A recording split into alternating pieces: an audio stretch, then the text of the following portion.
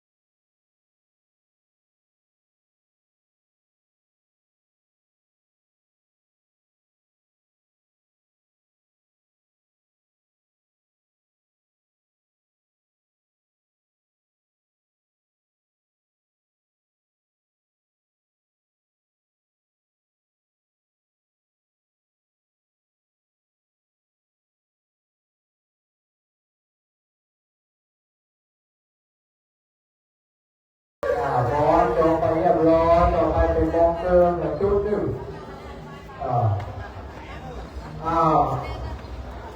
ออกมาคณะกรรมการแล้วกินตั้งใจเล็กๆน้อยๆอยู่ที่ขนาดว่าเดินออกแล้วกันคุ้นให้กันดาวเนี่ยได้ยังอยู่กันง่ายเนาะต่อมาจะเป็นมองเดินอย่างเรื่องคุณถ้าโยมมองเดินมองลงไปแล้วก็จะเป็นของวัดต้นยางต่อจากวัดต้นยางก็จะเป็นวัดต้นบุรี2 ต้นต้นบุรี2 ต้นต่อจากต้นบุรี2 ต้นจบก็จะเป็นต้นยิ้วอยู่ที่มงคลอยู่ที่อยู่ที่มงคลนะที่อยู่กันวัดต้นยิ้วจากต้นยิ้วอยู่ที่แล้วก็จะเป็นห้วยดีกีห้วยดีกีศรีนวรัตน์หนองรัวดอนเปาลงต้นแห่งหลวงที่2 ต้นแล้วก็ต้าหลวงเปาหัวดีไม่ได้เนาะแต่ที่มีท่าเติมเยอะนิดหน่อยเนาะที่เดียวมีเงินที่ได้นะจับพวกมันดูก็เลยเนาะมันจะมีท่าเราได้ดีแต่เล็กๆน้อยต่อไปจะเป็นมองเติมด้วยอันนี้มองที่น้องจะมาดองแป้งดองต้องถ้าลาดอย่างเราหายดีนะข้าว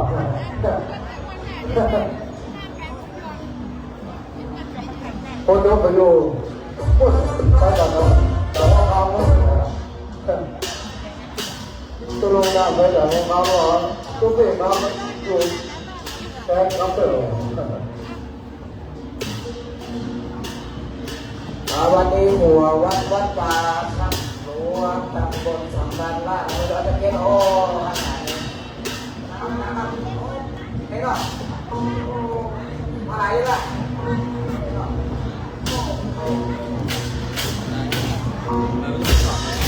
แต่พาญาติโยมเต้มาร่วมบุญตามพระวิหารและพระธาตุเจดีย์องค์พระธาตุเจดีย์หลายปีจะมาได้เกิดเจอ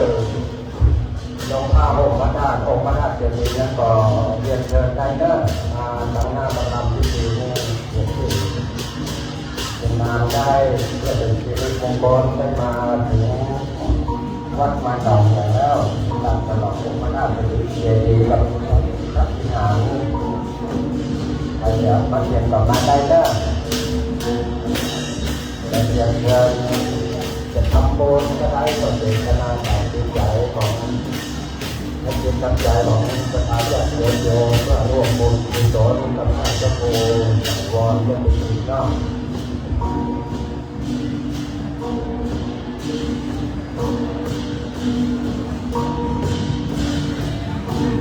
ช่วยจับหัวกันหน่อยหัวน่าจะไหนบอกเต้นมาบอสเต้นบอสเต้นเนี่ยนะบอสประยุกต์บอสประยุกต์ธรรมดาเนาะอยู่มาอันนี้ที่ไหนเนาะต้องย้ำเราตายเนี่ยก็ดูลงเป็นสาลายเลยจับหรือจับลงมาว่าเราเต้นจริงๆนะเดี๋ยวจะเดี๋ยวมา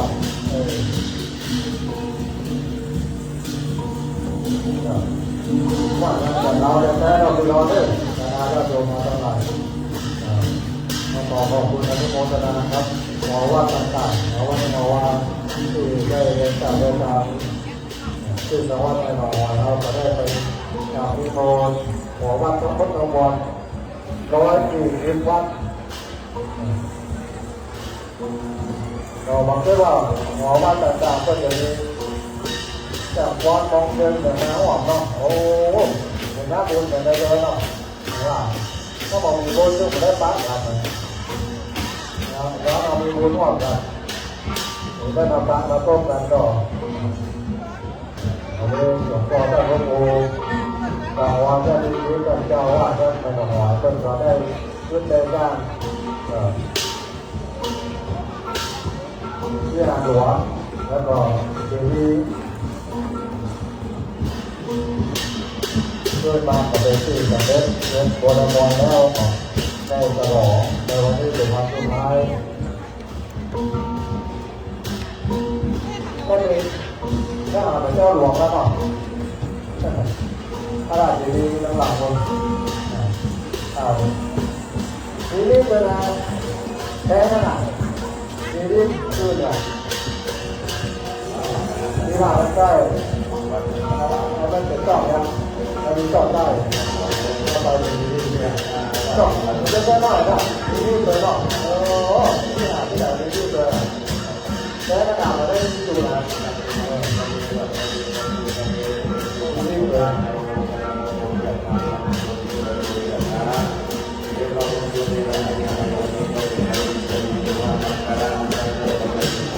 ที่ไหนเลยมาที่ไหน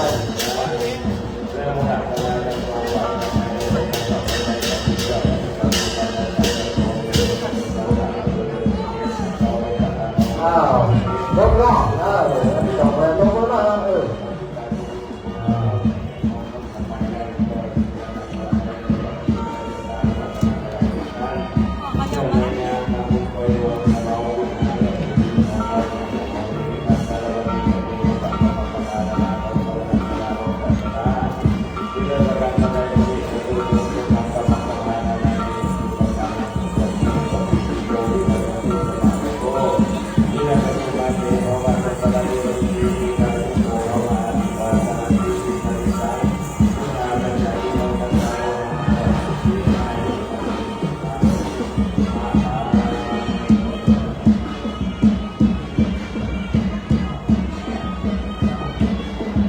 บอส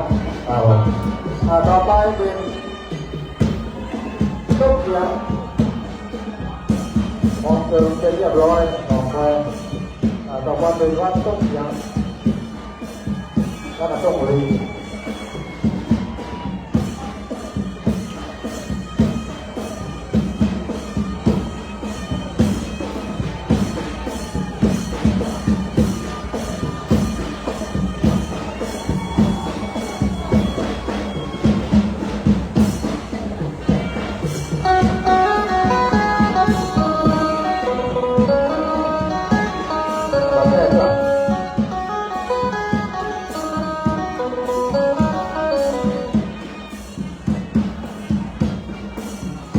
ได้ยินดี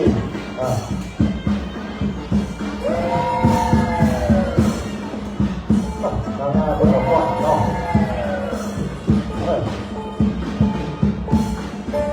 เอามาช่วยด้วยดูดีเจนี่อย่างไรครับเปิดเพลงแบบจ้า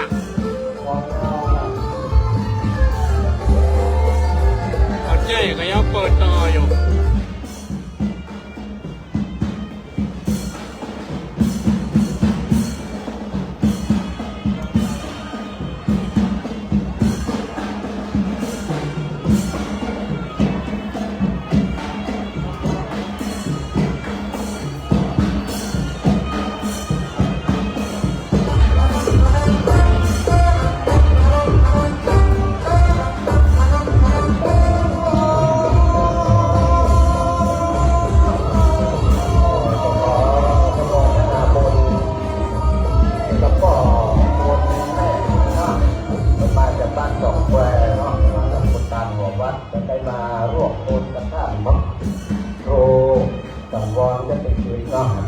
100 บาทก็แต่ยังมี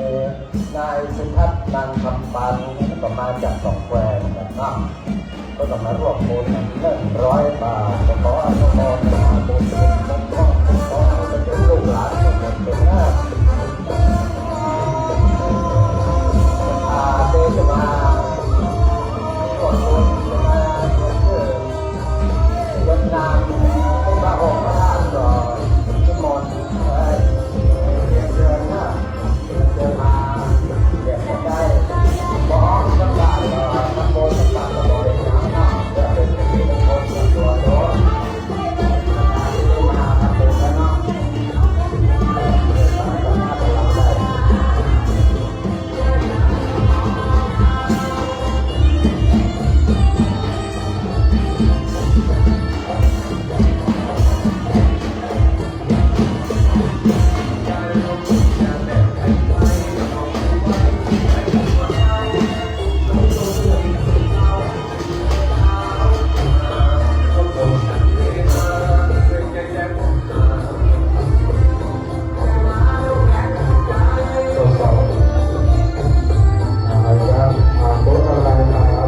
จะมีไล่แบบเดิม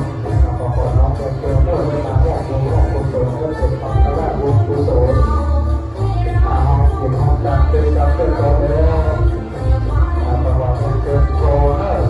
มีฟอสมีมองเซอร์แบบโบราณแบบสมัยเฮาก็รู้ก็รู้อย่างเฮา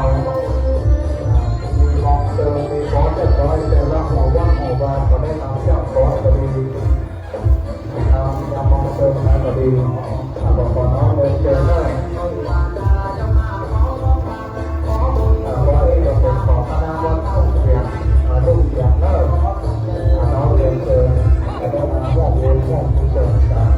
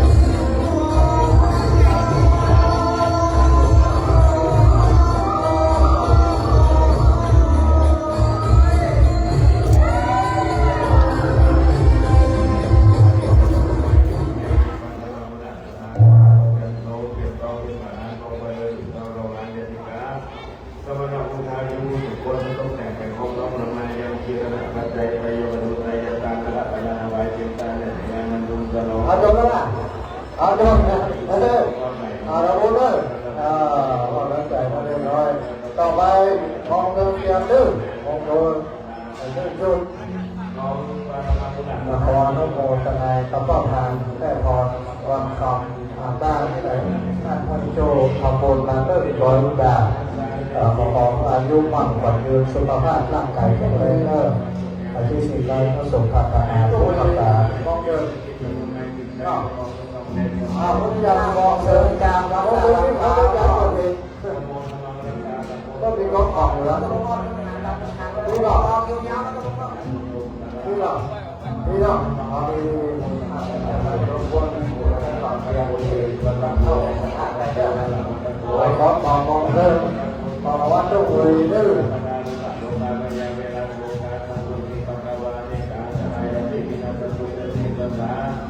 ยาติติตานันเราโสติปัญญาตุมานันเจริญยุตตะวันโตตะโพกังโลกิเตยันนายังตะวันตะนายุตติวัตติโมกุเต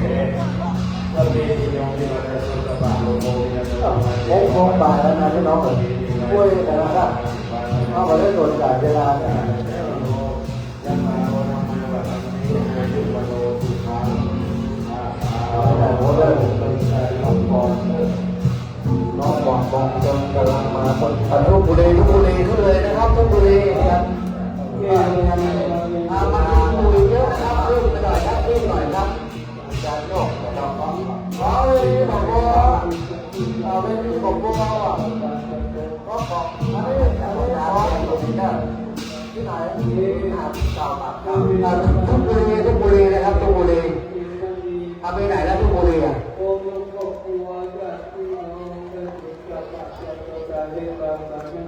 ทุกสิ่งโน้มยังจะทุกปัจจัยทุกวัฏฏานทั้งหลายทุกเราวิมาแต่ไว้ต้องรู้ว่าเราอ่ะโมนี่คือบอกครับเราเกิดมาที่ดีขออนุโมทนาบุญขออนันต์เนาะขอ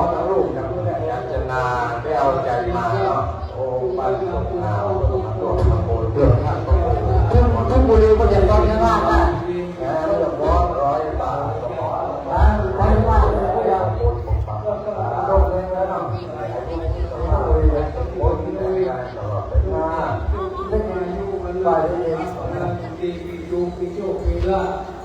ประชาญาติโยมไปก็ได้เรียนเรื่องยานามอาจารย์ประธานมาหมดแล้วยุคนี้ทำอะไรไม่ดีอะไรก็ดีครับผมมาหาเองคนกำหนดตัวนี่ไปร่วมการบุญกับชาวโมกันเนาะ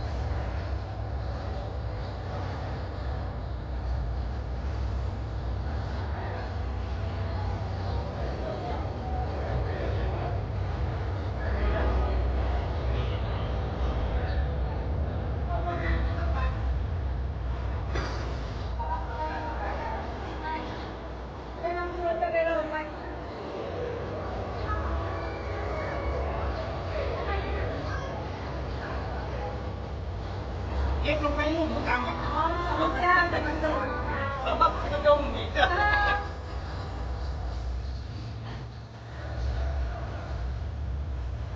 เอ็งต้องแม่แน่นอนโอ้ยผมแค่ต้องมาฟังเองมั้งไม่ได้นี่เลยครับโอ้ย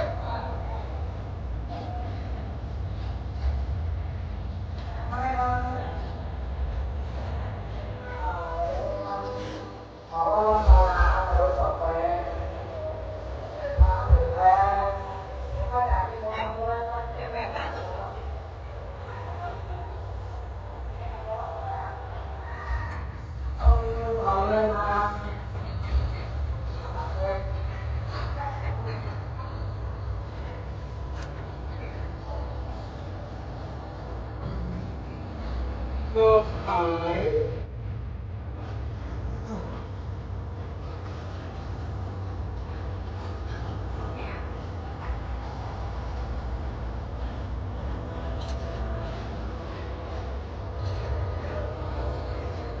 จบ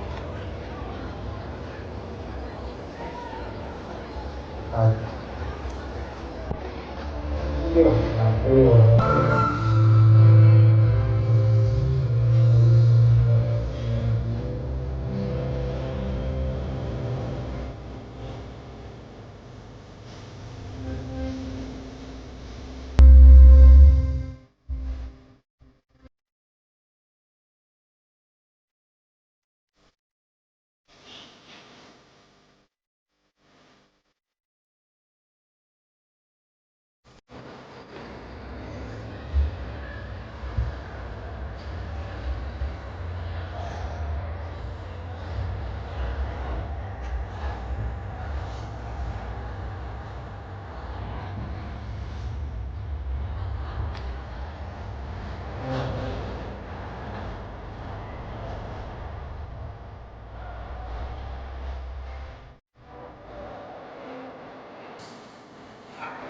ให้ไฟฟ้า